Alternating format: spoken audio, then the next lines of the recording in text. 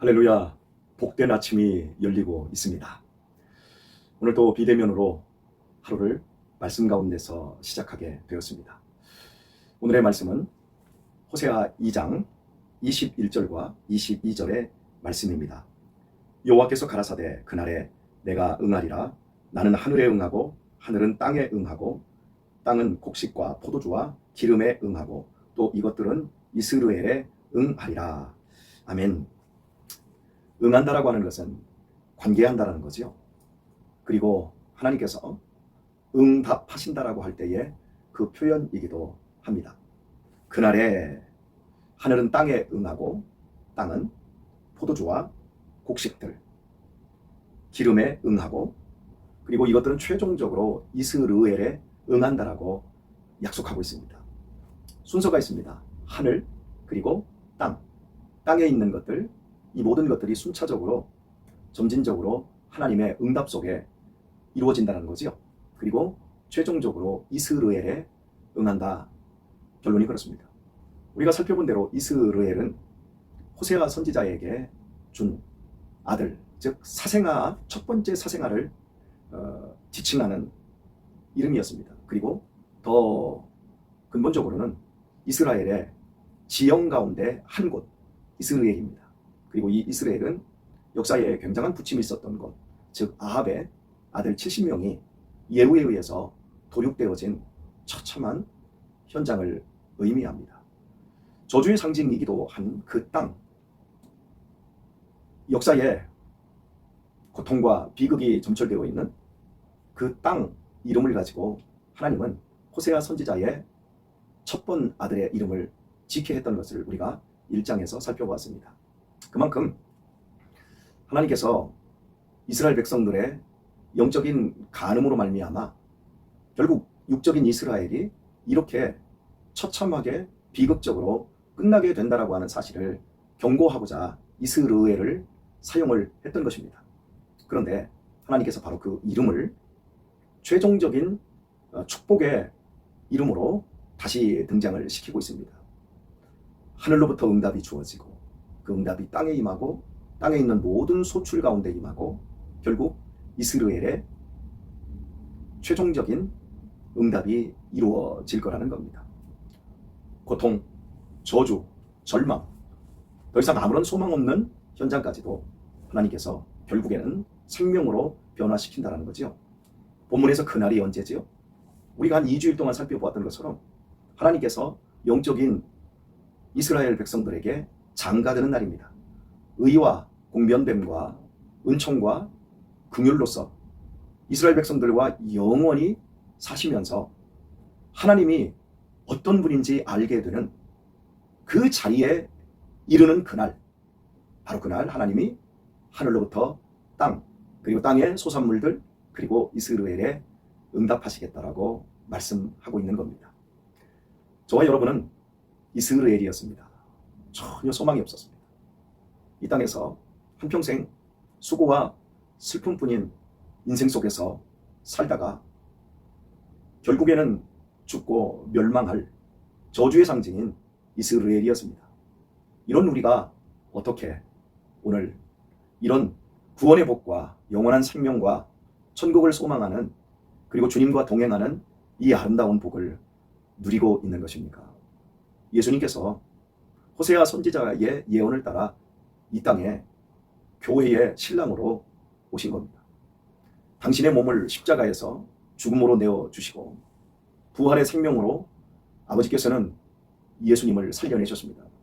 그리고 성령을 이 땅에 보내셔서 마음의 감화 감동을 받게 하시고 그 마음의 말씀에 씨를 주시고 사람의 내면을 완전히 변화시키셔서 교회를 이루어내셨습니다. 교회는 그리스도의 신부입니다. 바로 이 교회에 속한 모든 지체들의 심령들이 오늘 본문에서 약속하고 있는 대로 하늘이 땅에 응하고 땅은 소산물에 응하고 그리고 결국 이스라엘에 응한다고 한 이 약속대로 이루어진 것입니다. 그래서 저와 여러분이 오늘 예수님을 구주로 알며 동이 터오는 이 새벽 하나님의 말씀 앞에 이렇게 서 있는 겁니다. 사랑하는 교우 여러분, 지나온 인생을 생각해 보면서 나는 예수님을 믿고 과연 무엇을 얻었는가를 살펴보았으면 좋겠습니다. 구체적으로 나는 예수님을 믿고 변한 것이 무엇이 있는가 살펴보는 것도 중요합니다. 왜냐하면 전도에 있어서 우리 주변의 사람들에게 교리적으로 예수님을 전하는 것도 필요하겠지만요.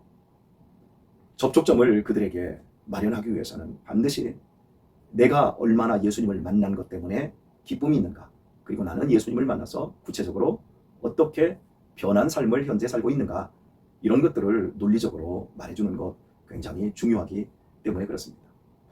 저는 예수님을 만나서 하늘이 보입니다. 예전에 예수님을 만나기 전에도 하늘은 하늘이었습니다. 그러나 그 하늘은 광활하고 공허할 뿐이었습니다.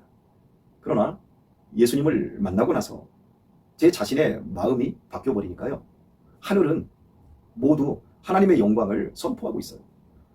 저는 가끔씩 하늘을 바라보는 걸 좋아합니다. 청명한 하늘도 좋고 구름 낀 하늘도 좋고, 그리고 비 온 후에 구름이 떠가면서 맑아지는 하늘을 봅니다. 그 하늘을 볼 때마다 항상 하나님, 아버지, 이렇게 하늘을 얻었어요. 이 하늘을 얻었다라고 하는 이 표현은 단순히 그냥 공중 스카이가 아니라 영원한 천국이 있는, 이 하늘 저편에 천국이 있는 헤븐, 그런 하늘을 얻었다는 의미지. 그리고 땅을 얻었습니다. 저는 이 땅의 그 모든 만물들을 보면서 단순히 땅을 토지, 대지 이런 것으로 보지 않습니다. 하나님이 우리의 삶의 근간을 이루는 모든 통치의 영역이라는 사실을 들여다봅니다.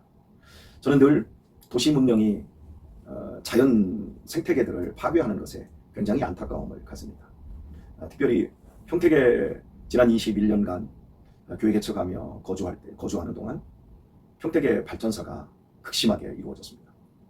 서정리라고 하는 작은 동네, 그 끝쪽에서 교회를 개척할 때만 해도 앞에 과수원이 넓게 펼쳐져 있었고, 효명학교를 지나면 곧바로 논들이 나오지 않았습니까? 그리고 현재 홈플러스를 지나 공단만 빠져나오면 저 평택까지 넓은 그 들녘이 다 논이었습니다. 그리고 지금 현재 고덕 신도시 율포리 쪽 목장들이 있었고요. 저는 그런 자연 만물 그대로 그런 공간 속에서 또 하나님이 그곳에 계시는 많은 것들을 느낍니다. 그런데 계속해서 급속도로 도시들이 팽창되면서 인간의 창조물, 기술 문명이 세워지는 겁니다. 그래서 그런 것들을 볼 때마다 참 안타까운데요. 그러는 가운데도 보도블록 사이에 요즘 민들레가 노랗게 만개에 있는 것들을 봅니다. 그러면 지나가다가 보도블록 사이 아스팔트에 약간 모여있는 그 흙 위에서 뿌리를 내리고 민들레를 만개시킨 그 장면을 보면서 깜짝 놀랍니다. 하나님, 이곳에서도 하나님 생명을 키우십니까? 하나님 대단하십니다. 이렇게 예수님을 만나고 나서 보이는 거예요. 저는 봄이 보여요. 겨울을 지나고 이렇게 봄이 올 무렵, 아직 동장군이 기승을 부리는 겨울의 끝자락에서도 아내와 함께 산책하다가 공단에 있는 공원 내에 있는 산수유라든지 이런 곳에 보면 그 안에 봄이 들어있어요. 그러면 하나님 봄을 또 허락하고 계시군요. 자, 이렇게 이 모든 것들, 그리고 밥을 먹을 때마다, 새로운 반찬이 밥상 위에 올릴 때마다, 또 생선을 먹을 때마다 그 모든 음식 앞에서 하나님이 복 주심과 나를 사랑하시는 것이 얼마나 큰지, 늘 먹게 하시고 늘 내 생명을 유지시키기 위해서 이렇게 세밀한 사랑을 베풀어 주시는 그 사랑을 봅니다. 예수님을 만나고 나서 바라보는 눈, 인생을 사는 시각들이 달라지는 겁니다. 젊은 날은 인생을 어떻게 살까 고민했습니다. 어떻게 먹고 살까 고민 많이 했었지요.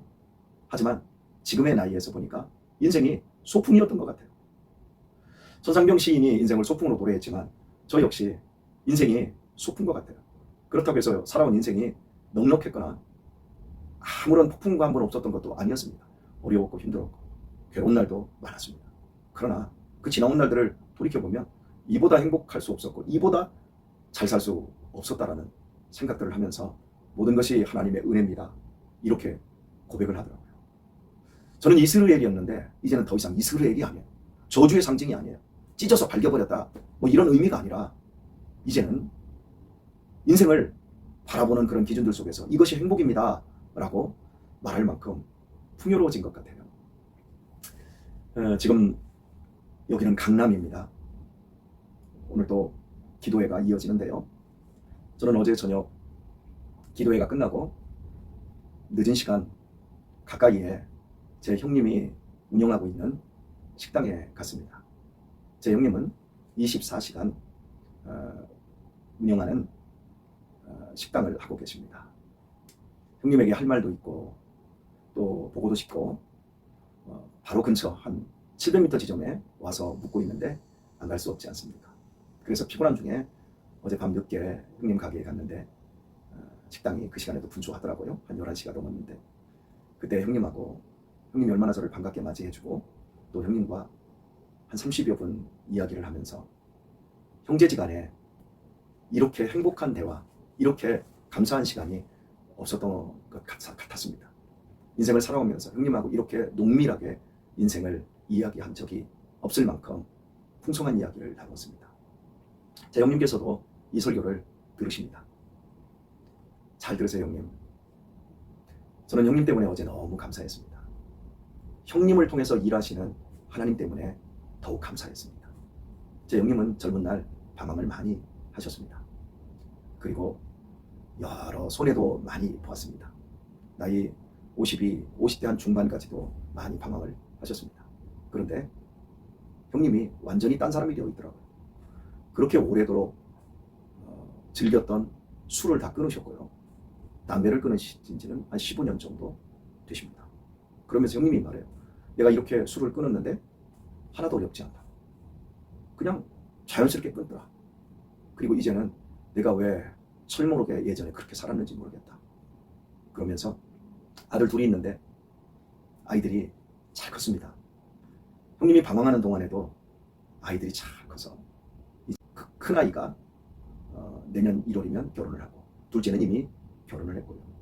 다들 열심히 공부해서 좋은 대학 나오고 다 좋은 직장 생활을 해요. 형님이 그 방황하는 동안에도 아이들이 잘 컸어요. 그 모든 게 형님은 감사라고 이야기를 하더라고요. 그리고 내가 방황하고 속 썩일 때도 자리를 지켜준 내 아내가 너무너무 고맙다. 눈시울이 붉어지더라고요. 정말 형수님에 대해서 그 고마워하는, 그래서 내 인생 이제 마지막 시간 고생시킨 아내를 위해서 내가 조금이라도 더 몸을 움직이고 그래서 열심히 살려고 한다 그러더라고요. 그리고 또 한 가지는요. 형님이 방황할 때 형제들의 돈을 되게 빌려가고 그 돈들을 다 허비했었습니다. 근데 형님이 이제 올해까지는 다른 사람들 빚 다 갚을 수 있고 내년부터는 누나들 돈도 다 갚을 수 있어. 동생 건강해. 이런 이야기를 했어요. 저는 형님을 위해서 오래도록 형님에 대한 기도를 놓친 적이 없었습니다. 그런데 하나님께서 응답하셨습니다. 형님은 제 설교를 꼼꼼히 챙겨보고 있습니다. 어제도 그런 말을 하더라고요. 동생을 통해서 많이 배워. 저 같은 이스라엘이 저주의 상징과 같은 저가 하나님의 어마어마한 은혜, 하나님의 신부인 교회 안에 들어와 목사가 되고 내가 가진 복을 내 형님을 위해서 제가 기도하는 것 하나님이 다 들어 응답해 주시는 이 삶을 제가 확인하고 있습니다. 형님께서 올해 8월 3일, 4일에 우리 가족들 다 모으자. 내가 한 200만 원 정도 내가 써서 우리 그날 소고기도 먹고 우리 가족들끼리 형제들, 조카들 다 하루 쉬면서 우리 행복하게 나를 한번 만들어보자. 내가 1년에 한두 번씩은 그래야 되겠다. 형님이 가족에 대한 소중함, 그리고 제 형님이 제가 목사라고 하는 이 부분에 대해서 굉장한 자부심과 고마움을 갖고 계시더라고요. 여러분, 내가 예수님을 만나서 변화된 것이 무엇인가 보십시오. 예수님을 만나면 인생이 하나님의 복으로 응답이 되어지는 겁니다. 그리스도인이 이 땅을 살아가는 것은 나 혼자 잘 먹고 잘 사는 것에 있는 것이 아니라 그 소극적인 것으로 하나님이 우리를 부르신 것이 아니라 너는 복이 되리라. 너를 저주하는 자가 저주를 받고 너를 축복하는 자에게 내가 복을 내리리라. 이게 하나님이 우리를 불러주신 목적 아닙니까? 하나님이 하늘에 응답하시고 하늘은 땅에 응답하시고 땅의 소산물들에 또 땅은 응답을 하고 이 모든 것들은 저주의 상징인 우리 같은 사람들에게 복의 복을 나눠주는 걸로 허락되는 겁니다. 사랑하는 교회 여러분, 믿음을 가지십시오. 하나님이 응답해 주시는 그 시간까지 결코 기도를 포기하지 마십시오. 하늘문은 활짝 열려 있습니다. 여러분들이 부르짖기만 하면, 여러분이 부르짖을 필요 없이 하나님을 깊이 사귀며 하나님의 신실하심과 복주심을 붙잡고 매일매일을 살아간다면 우리 주변의 어둠들이, 저주들이 해결되어지고 복의 복을 더하시는 하나님의 은총의 역사가 일어나게 될 것입니다. 오늘의 말씀을 맺도록 하겠습니다. 은퇴를 이제 생각해야 될 이 사람들은 목회자나 일반적인 사람들이나 다들 걱정이 많습니다. 이곳에 와서 목사님들과 교제를 하다 보니까 교회가, 작은 교회 목사님들은 노후, 은퇴 이후를 걱정을 합니다. 생활비는 이 정도 있어야 되는데 그러면서 다 걱정을 하더라고요. 그런데 저도 그런 부분 걱정을 합니다만 저는 그 걱정보다 또 한 가지의 걱정을 합니다. 예를 들어서 생활비가 은퇴하고도 200만 원이 있어야 됩니다 라고 하는 그것으로 제한시키지 않습니다. 하나님, 저는 은퇴하고도 도와야 될 사람이 많습니다. 저는 은퇴하고도 더 많이 돕고 싶습니다. 제가 은퇴하고도 한 달에 최소한 50만 원 이상은 제가 돕고 싶습니다. 넉넉하게 돕고 싶습니다. 하나님, 제게 은혜 베풀어 주세요. 저는 하나님이 도와주시리라고 믿습니다. 여러분, 인생은 믿음대로 되어지고요, 우리가 기도한 만큼 이루어집니다. 여러분, 하나님이 어떤 기도를 어떻게 응답하실 것 같습니까? 다 응답하시지만 우리의 입을 크게 열고 하나님의 그 신실하심, 하나님은 하늘에도 응답하시고 땅에도 응답하시고 모든 소산물에도 응답하시사 당신의 자녀들의 인생을 이끌고 계십니다. 그렇다면 우리 어떻게 기도하며 어떤 삶을 살아야 될까요? 넉넉해야 합니다. 기도가 넉넉할 수 있기를 축복합니다. 생각이 넉넉할 수 있기를 축복합니다. 삶의 행동들이 넉넉해지시기를 축복합니다. 왜냐하면 하나님은 하늘의 모든 보물창고를 열어놓으시고 우리에게 응해 주시기 위해서 이 새벽에도 저 같은 목사를 통해서 간증하게 하시고 말씀을 증거케 하신 겁니다. 이하로도 사랑하는 모든 성도님들의 삶 속에서 하나님이 응답해 주시는 멋진 한날, 그래서 이 한날도 여러분의 인생 속에서 결코 잊을 수 없는 하나님이 복 주시는 그날 될 수 있기를 우리 주 예수님의 이름으로 축원합니다.